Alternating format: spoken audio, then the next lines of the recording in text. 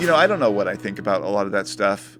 I went to HSU, and when I went there, I had a hard time because of all of this stuff. The debate right now about critical race theory? Well, that's what the English department at HSU taught when I was there. And when did you go there? 1998 to 2001. And you saw all of this kind of brewing even back then? Yeah, within the English program at HSU, definitely. There had been a switch from... I signed up as an English major thinking I was going to read books about literature and, study the great authors and learn what they were doing that was so good, and, how I could learn how to do some of that because I'm a writer, and I wanted to write and write well. But it quickly became clear that the classes were actually more about flipping the paradigm of what's considered the canon and re-examining who we think are quality writers and changing the representation. So instead of the people that I thought I would be studying, I ended up studying a lot of African American lit as a class, and a lot of gay fiction or gay literature. I'm trying to remember Audre Lorde. There was several people that we focused pretty heavily on, and now so I loved it. Right? Like, I didn't mind the writing, and there was some really exciting stuff that I encountered as the in the curriculum. What I didn't like was that there kind of became this philosophical litmus test about like how you write an A paper was like, you had to throw the word paradigm, you basically had to check off all these boxes about how you were seeing through the fallacy of these old value judgments about what made something literature or not. And I didn't want it to be political.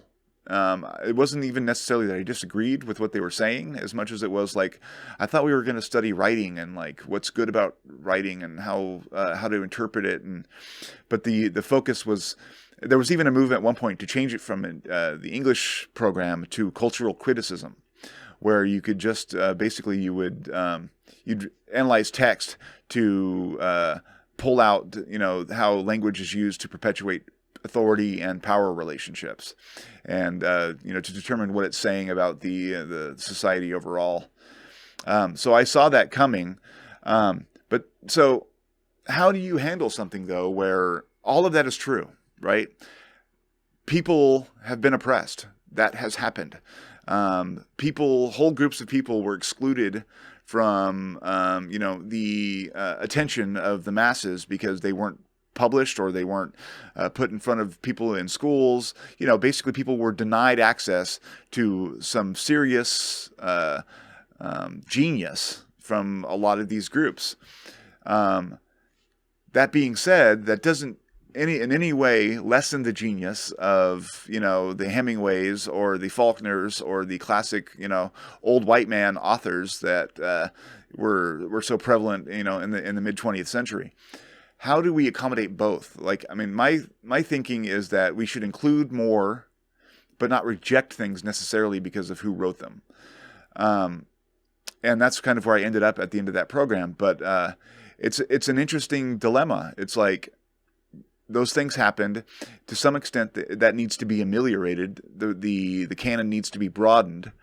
But how do we do it in a way that isn't just knee-jerk and doing the exact opposite thing, where you're just now excluding a different group of people and including, the formerly subjugated or still subjugated? And that's the thing. It's like those problems haven't gone away. The police shootings still happen. Like, there are still real impacts of racism on this country. How do we handle that in a real way without alienating, most of the country or the white portion of the country? These are heavy, maybe unanswerable questions. I don't know.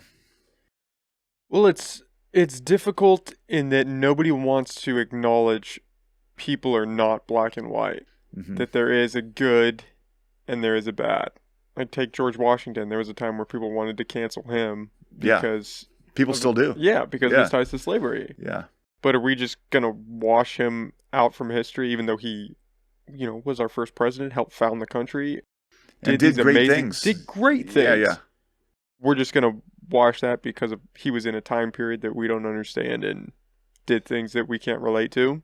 Yeah, that's. I had this discussion with my son, who is starting at CR, and is a bright kid, and we have a lot of like really heavy discussions about this kind of thing. And we were talking about how it's complicated, and that's really what it boils down to. It's like nothing is simple. Nothing is, people are not simple. Their motivations aren't simple. There's no easy way to like say that this person is good or this person is bad or that this action was good or this action was bad. It's enormously complex. So like you look at Washington, you look at Jefferson. I mean, Jefferson had a baby with his slave, right? Like, and you know, he would probably say he was in love with her, but whether or not she was in love with him, she wouldn't have had a choice. You know, if he wanted to, he was going to. You know, they've found the DNA among his slaves that he certainly fathered children with Sally Hemings. Does that mean that anything that he ever did or, you know, any act or word that he wrote is somehow from that point on corrupted? I mean, this is the guy who wrote the Declaration of Independence, which established, you know, or pretty important document and inspired millions, you know, the world over. But he had this thing that happened.